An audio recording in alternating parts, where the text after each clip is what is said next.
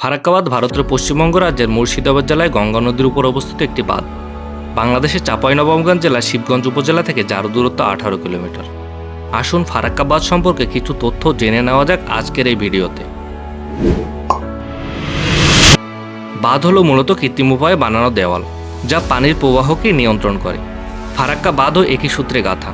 1961 সালে হিন্দুস্তান কনস্ট্রাকশন কোম্পানির মাধ্যমে সোভিয়েত রাশিয়ার সহায়তায় বাঁধটি নির্মাণের কাজ শুরু হয়, যার কাজ শেষ হয় 1975 সালে। বাঁধটি নির্মাণ করতে 157 কোটি টাকা ব্যয় হয়েছিল। 1975 সালে 21 এপ্রিল বাঁধটি আনুষ্ঠানিকভাবে চালু হয়। এটি মিটারের মাপে 2240 মিটার এবং ফুটের মাপে 7350 ফুট লম্বা। বাঁধটিতে মোট 109টি গেট রয়েছে। 109টি গেটের মধ্যে 108টি নদীর উপরে এবং একটি মালদহের নিচু জমির উপরে সতর্কতা হিসেবে রাখা হয়েছে। তাছাড়া ফারাক্কা সুপার তাপবিদ্যুৎ কেন্দ্রের জল এখান থেকে সরবরাহ করা হয়। বাঁধের উপর দিয়ে জাতীয় সড়ক ও রেলপথ রয়েছে, যা ভারতের দক্ষিণবঙ্গ ও ভারতের উত্তর পূর্ব অংশকে ভারতের সঙ্গে যুক্ত করতে অনেক ভূমিকা রেখেছে। ফারাক্কাবাদ নির্মাণের উদ্দেশ্য ছিল কলকাতা বন্দরকে পলি জমা থেকে রক্ষা করা, কারণ তৎকালীন ব্রিটিশ আমলে কলকাতা বন্দরে জাহাজ ভিড়ানোর সময় পলির কারণে জাহাজ ভিড়ানোতে অসুবিধায় পড়েন। প্রকল্পটি চালু করার পর দেখা যায় বাঁধের পানি প্রবাহ বন্দরে পলি অপসারণ করার জন্য যথেষ্ট নয়। যদিও প্রকল্প শুরু হওয়ার আগে পশ্চিমবঙ্গের চিফ ইঞ্জিনিয়ার শ্রী কপিল ভট্টাচার্য সহ অন্যান্য বিশেষজ্ঞরা এই প্রকল্পের বিরোধিতা করেন।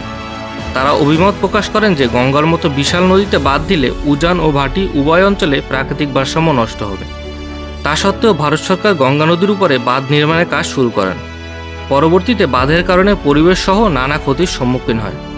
জল বন্টন নিয়ে বিভিন্ন আলাপ আলোচনা চলমান হলেও এই বিষয়গুলো প্রথম আলোচনায় আসে 29 অক্টোবর 1951 সালে।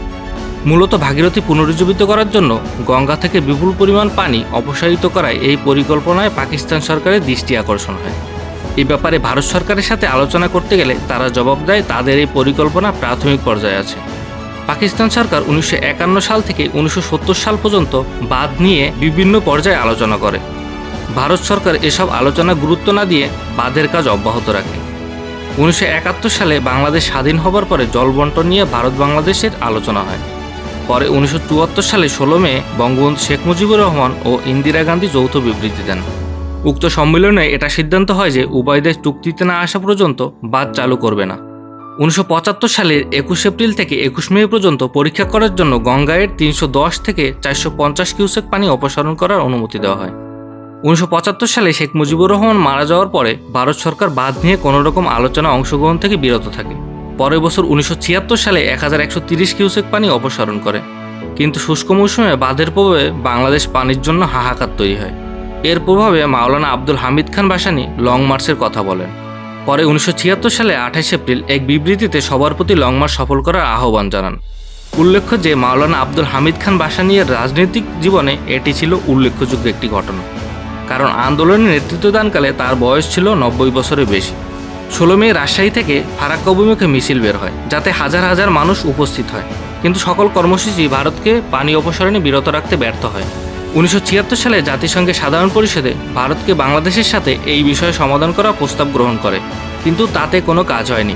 1977 সাল থেকে 1996 সাল পর্যন্ত বিভিন্ন ধাপে এবং বিভিন্ন সময়ে বাঁধ নিয়ে আলোচনা হয়, কিন্তু গঙ্গার পানি বন্টন নিয়ে কোনো চুক্তি বা সমাধান এখন পর্যন্ত হয়নি, যার ফলে শুষ্ক মৌসুমে ভারত একতরফা প্রচুর পরিমাণে পানি সরিয়ে নেয় এবং বর্ষা মৌসুমে পানি ছেড়ে দেয়।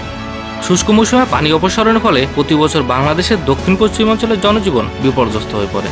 ফলে বাংলাদেশে কৃষি, মৎস্য, বনজ, শিল্প, নৌ পরিবহন, পানি সরবরাহ ইত্যাদি ক্ষেত্রে ব্যাপক ক্ষতির সম্মুখীন হয়। প্রত্যক্ষভাবে বাংলাদেশে 300 কোটি মার্কিন ডলার ক্ষতি হলেও পরোক্ষভাবে এই ক্ষতির সীমা নেই। বাঁধ নির্মাণের ফলে পলি প্রবাহ কমে যাওয়ায় জমির উর্বরতা কমে গেছে, যার ফলে কৃষির ব্যাপক ক্ষতি হচ্ছে। কৃষকেরা পানির অভাবে সেচ কাজ চালাতে পারছে না। ভূগর্ভস্থ পানির স্তর 8 থেকে 10 ফুট এবং জায়গা বিশেষে 15 ফুট নেমে গেছে, ফলে বিস্তৃত অঞ্চল মরুকরণ হয়ে যাচ্ছে। পানির অভাবে মাটির আর্দ্রতা শুষ্ক মৌসুমে 35% পর্যন্ত কমে গেছে। নদীগুলোর শাখা প্রশাখা এর প্রবাহের ধরন, পানি প্রবাহের বেগ ও লবণাক্ততা এর পরিবর্তন ঘটায় মাছের সরবরাহ কমে গেছে, ফলে হাজার হাজার জেলে বেকার হয়ে পড়েছে। তাছাড়া উজানে পলি জমার ফলে নদীর প্রশস্ততা কমে গেছে এবং নৌপথ নৌ চলাচলে অযোগ্য হয়ে গেছে। প্রশস্ততা কমে যাওয়ার ফলে প্রতি বছর বর্ষা মৌসুমে পানি উপচে উপকূলে বন্যার সৃষ্টি হচ্ছে। প্রতি বছর বন্যার ফলে লাখ লাখ মানুষ ক্ষতির সম্মুখীন হয়। যে সমস্যার সমাধান আদৌ সম্ভব কিনা সেই উত্তর সবার অজানা। আজকের ভিডিওতে এই পর্যন্ত। অন্য একদিন অন্য ভিডিও নিয়ে আপনাদের সামনে হাজির হব। ভালো থাকবেন, ধন্যবাদ।